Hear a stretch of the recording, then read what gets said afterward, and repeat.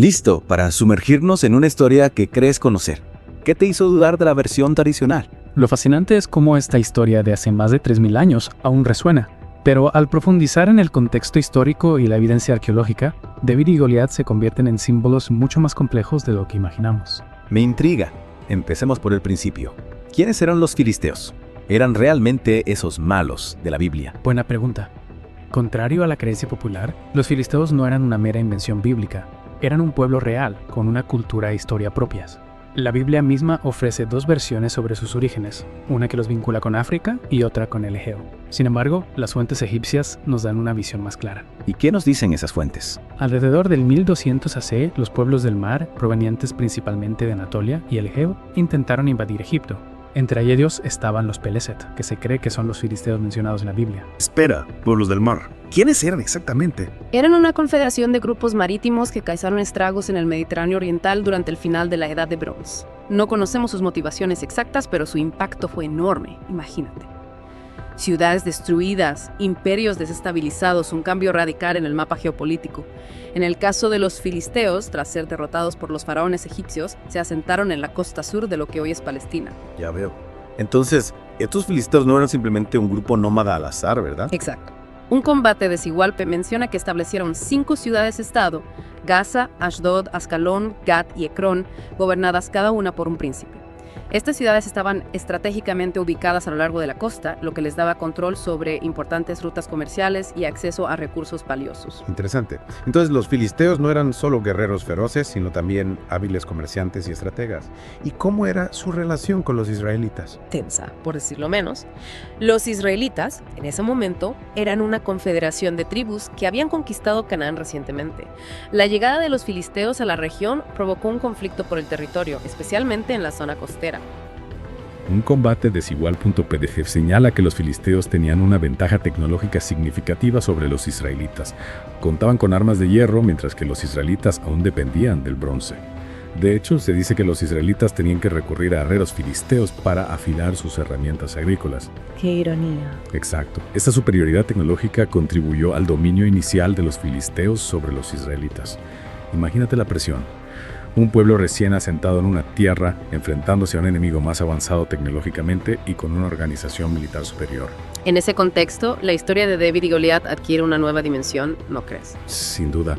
Pero antes de adentrarnos en la batalla en sí, creo que es crucial entender quiénes eran realmente estos filisteos, más allá de los estereotipos bíblicos. Totalmente de acuerdo. ¿Qué nos dice la arqueología sobre su vida cotidiana, sus creencias, su cultura? Bueno, las excavaciones en sus ciudades han revelado detalles fascinantes. Por ejemplo, en Ecrón se encontró un gran complejo industrial para la producción de aceite de oliva a gran escala.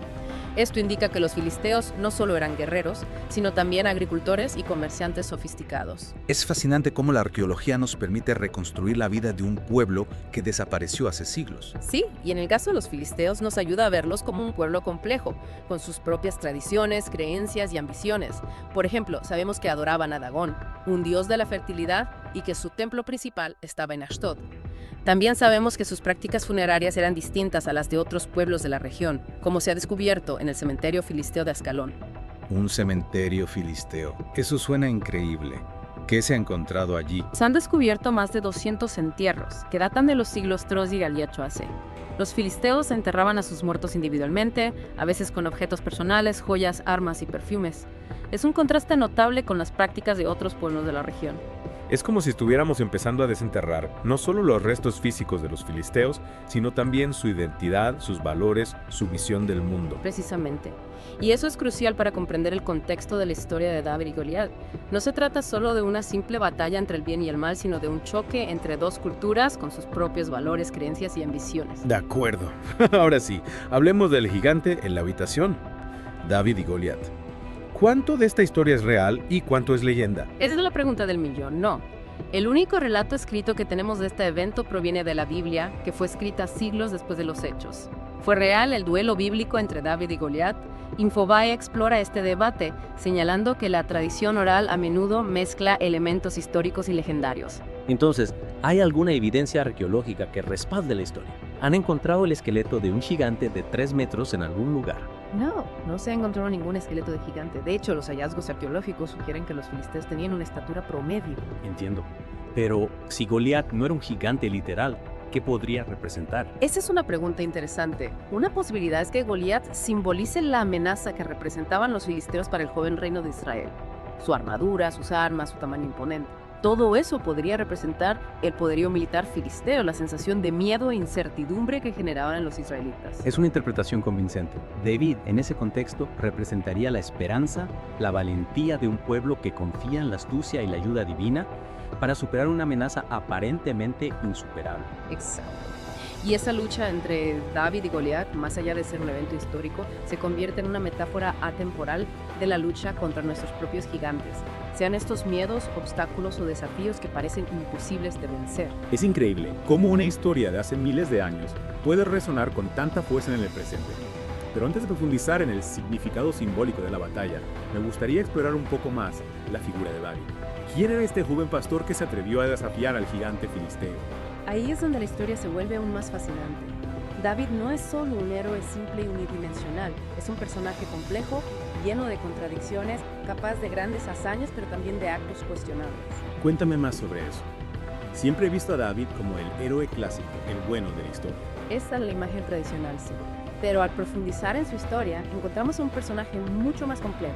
David, antes de ser rey, es un guerrero hábil, un estratega astuto, pero también un fugitivo, un proscrito, incluso un mercenario al servicio de los filisteos. David trabajando para los filisteos. Eso es un giro inesperado. Lo es, y nos muestra una faceta diferente de David, un hombre dispuesto a hacer lo que sea necesario para sobrevivir, incluso a aliarse con sus antiguos enemigos.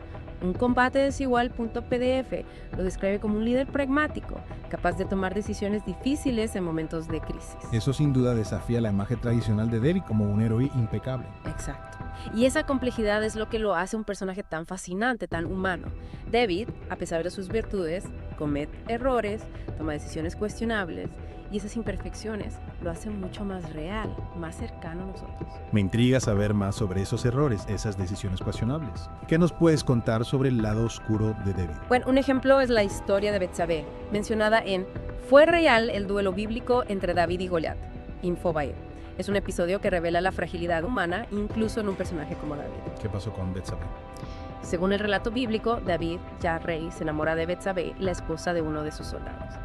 Para ocultar su adulterio, David orquesta la muerte del marido de Betsabé, enviándolo a una misión suicida en el campo de batalla. Es una historia terrible, llena de traición, deseo y consecuencias devastadoras. Lo es, y nos recuerda que incluso los héroes bíblicos son humanos, con debilidades y capaces de cometer graves errores. Las consecuencias de ese acto persiguen a David por el resto de su vida. El hijo que tiene con Betsabé muere poco después de nacer y su propio hijo, Absalón, se rebela contra él, lo que lleva a un conflicto familiar devastador. Es fascinante cómo esta historia explora la dualidad del personaje de David. Es un rey poderoso, un guerrero valiente, un estratega astuto, pero también un hombre capaz de grandes errores, impulsado por la pasión y el deseo. Exacto. Y esa dualidad es parte de lo que lo hace tan humano, tan relatable. Sus triunfos y sus fracasos nos recuerdan que la grandeza y la debilidad a menudo coexisten en el corazón humano. David, a pesar de sus defectos, logra unificar a su pueblo, establecer una dinastía que perdurará por siglos, y su historia nos deja una profunda reflexión sobre la naturaleza humana, la lucha por el poder y la búsqueda de la redención. Wow, realmente me has hecho ver a David con otros ojos. Es un personaje mucho más complejo de lo que imaginaba. Y esa es la belleza de profundizar en la historia, ¿no crees? Desafiar nuestras ideas preconcebidas, descubrir nuevas perspectivas y comprender la complejidad de los personajes históricos. Estoy totalmente de acuerdo. Y ahora que hemos explorado quiénes eran los filisteos y la figura de David, estoy ansioso por adentrarnos en la batalla en sí. ¿Qué nos puedes contar sobre el famoso enfrentamiento entre David y Goliat? ¿Cómo un simple pastor pudo vencer a un guerrero filisteo tan formidable? Ahí está la clave del misterio, y es lo que exploraremos en nuestra próxima parte. Prepárate para descubrir los detalles de la batalla, las estrategias, las armas y sobre todo el significado simbólico de este evento que ha cautivado la imaginación humana por milenios. No puedes esperar. Esto se pone cada vez más interesante. Retomemos nuestra inmersión en la historia de David y Goliat.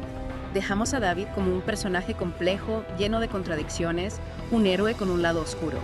Pero ahora, adentrémonos en el campo de batalla, en el Valle de Ela, donde se desarrolla este enfrentamiento épico. Exacto, pongámonos en situación. Dos ejércitos frente a frente, la tensión en el aire. ¿Cómo era el escenario de esta batalla? Imagínate un valle estrecho, con colinas a ambos lados. Los filisteos estaban apostados en una colina y los israelitas en la opuesta. Durante 40 días, los dos ejércitos se enfrentaron en una especie de guerra de nervios. Cada mañana, Goliat, el campeón filisteo, salía a desafiar a los israelitas a un combate singular. 40 días. Eso debe haber sido desmoralizante para los israelitas. Ver a ese gigante día tras día sin nadie que se atreviera a enfrentarlo. Exacto. Y aquí es donde entra David. Un simple pastor, el menor de sus hermanos, llega al campamento para llevar comida a sus hermanos que estaban en el ejército de Saúl. Al escuchar el desafío de Goliat, David se indigna y decide enfrentarlo. ¡Qué audacia! ¿Pero qué lo impulsó a tomar una decisión tan arriesgada? ¿Era solo valentía o había algo más? Es una pregunta fascinante. Algunos podrían decir que era la fe inquebrantable de David en Dios, la convicción de que el Señor lo protegería. Otros podrían argumentar que era la arrogancia juvenil, la impulsividad de un joven que subestimaba el peligro. Es interesante esa dualidad, fe o arrogancia. Quizás era una mezcla de ambas, pero sea cual sea la motivación, David estaba decidido a luchar contra Goliat. ¿Y qué sucedió cuando se lo comunicó al rey Saúl? Saúl al principio se mostró incrédulo. ¿Cómo podrías tú, un simple pastor, enfrentarte a un guerrero experimentado como Goliat? Pero David insistió, asegurando que Dios lo ayudaría a vencer. Imagino la escena. Un rey escéptico, un joven pastor lleno de convicción. ¿Y qué hizo Saúl? Saúl, quizás con un poco de desesperación, accedió a que David enfrentara a Goliat. Le ofreció su propia armadura, pero David la rechazó, diciendo que no estaba acostumbrado a usar. Es un detalle simbólico, ¿no? David, el joven pastor, rechazando la armadura del rey, confiando en sus propias habilidades sin ayuda divina. Exactamente. David tomó su bastón, su honda y 5 piedras lisas del arroyo y se dirigió al valle para enfrentarse a Goliat.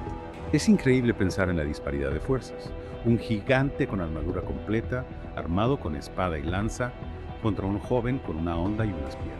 Es como una imagen sacada de un cuento de hadas. Y sin embargo, esa imagen encierra una verdad profunda.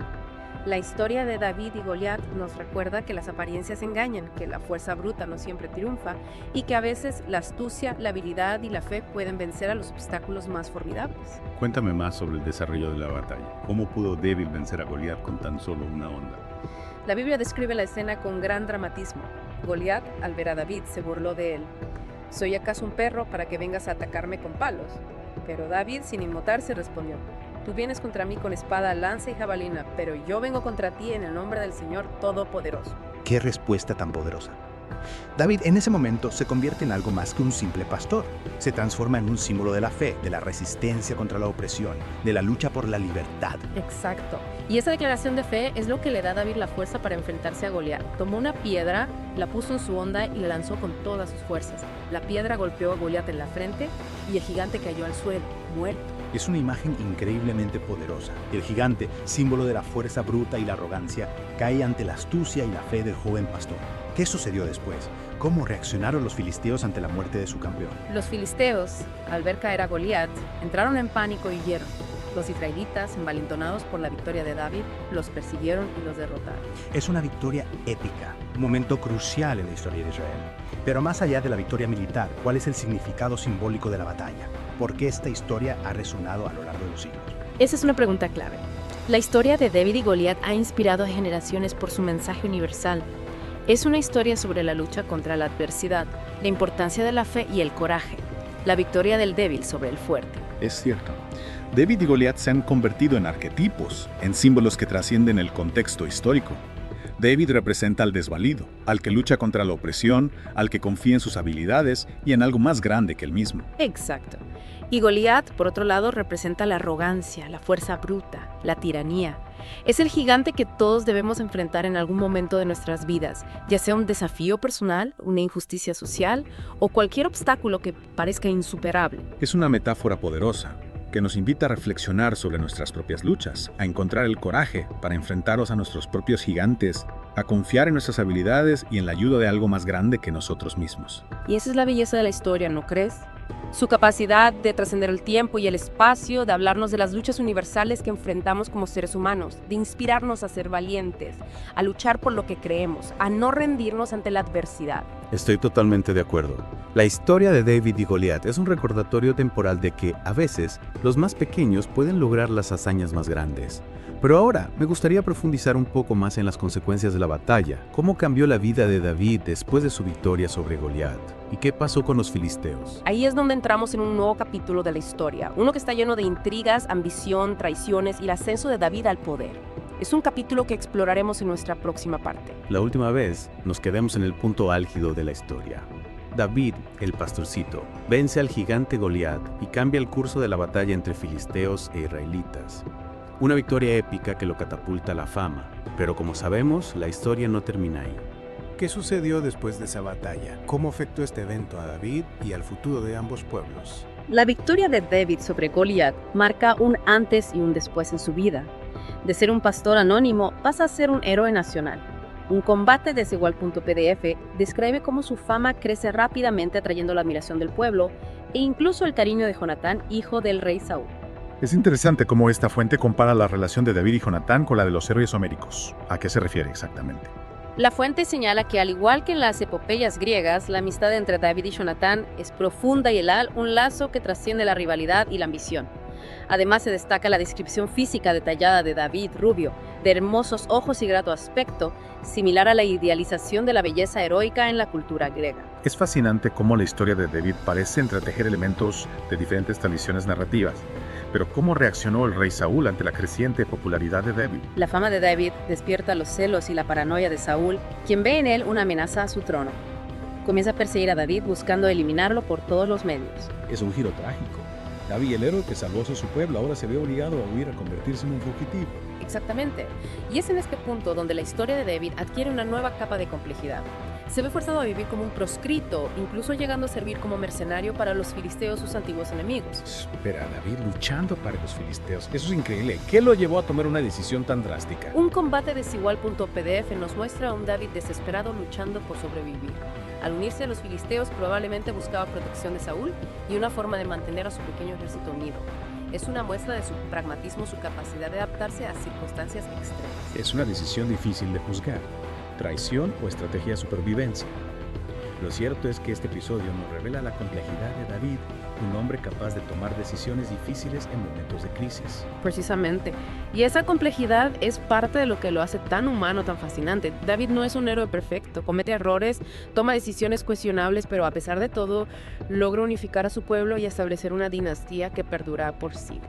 Hablemos de ese ascenso al poder. Saúl muere en batalla contra los filisteos y David finalmente llega al trono. Un combate desigual.pdf menciona que elige Jerusalén como su capital. ¿Qué hay detrás de esa decisión? Elegir Jerusalén como capital fue un movimiento estratégico brillante. En ese momento Jerusalén era una ciudad neutral no perteneciente a ninguna tribu en particular. Al establecer su capital allí, David envía un mensaje claro. Busca unir a todas las tribus bajo su reinado, consolidando su poder y forjando una nueva identidad nacional. Y no olvidemos la importancia religiosa de Jerusalén. David traslada el Arca de la Alianza, el objeto sagrado que contenía las tablas de la ley, a Jerusalén, convirtiéndola en el centro espiritual del reino. Exacto. Con este acto, David consolida su poder político y religioso, sentando las bases para un reino unido y poderoso. Es durante su reinado que Israel alcanza su máximo esplendor territorial, extendiéndose desde el Mar Rojo hasta el río Éufrates. Es impresionante cómo este pastorcito que mató a un gigante con una honda logró transformar a Israel en una potencia regional. Pero, ¿qué sucedió con los filisteos? ¿Desaparecieron simplemente de la historia? No exactamente. Aunque su poderío militar se ve debilitado tras la muerte de Goliat y el ascenso de David, los filisteos continúan existiendo como un pueblo distinto durante varios siglos más. Finalmente son asimilados por otras culturas y desaparecen del registro histórico antes del siglo XAC. Es irónico que, aunque derrotados militarmente, los filisteos hayan dejado una huella imborrable en la historia. Su nombre Peleset es el origen del término Palestina, la denominación que luego se le daría a la región. Es una paradoja histórica fascinante. El pueblo que desafió el surgimiento del reino de Israel termina dando nombre a la tierra que ambos pueblos habitaron y por la que lucharon. Hablando de huellas imborrables, ¿qué hay de la evidencia arqueológica del reinado de David? ¿Se ha encontrado algo que confirme su existencia más allá de la Biblia? Sí, de hecho hay un hallazgo arqueológico clave que respalda la existencia de David y su dinastía. La estela de Tel Dan. La estela de Tel Dan. Suena a un descubrimiento importante. ¿Puedes contarnos más sobre ella? La estela de Tel Dan es un fragmento de una inscripción en piedra escrita en arameo que data del siglo IX a.C. Fue descubierta en 1993 en el sitio arqueológico de Tel Dan en el norte de Israel. Lo fascinante de esta estela es que menciona la casa de David, una referencia clara a la dinastía fundada por el rey David. Tenemos una fuente independiente fuera de la Biblia que confirma la existencia de David y su dinastía. Eso es realmente significativo. Absolutamente. La estela de Dan es una de las pruebas más sólidas que tenemos de la historicidad de David. Es un testimonio tangible de que su reinado no fue solo una leyenda, sino un hecho histórico que dejó una marca profunda en la región. Es increíble cómo la arqueología puede corroborar las historias antiguas, dándoles una nueva dimensión de realidad. Pero, más allá de las pruebas físicas, ¿cuál es el legado de David? ¿Cómo lo recordamos hoy en día? El legado de David es multifacético. En el ámbito religioso es venerado como un rey elegido por Dios, un ancestro del Mesías. Es el autor de muchos de los salmos que siguen siendo una fuente de inspiración y consuelo para millones de personas en todo el mundo. Y no olvidemos su papel como unificador de Israel. David logró lo que ningún otro líder había conseguido antes: unir a las tribus dispersas bajo un solo reino, sentando las bases para un periodo de prosperidad y expansión territorial.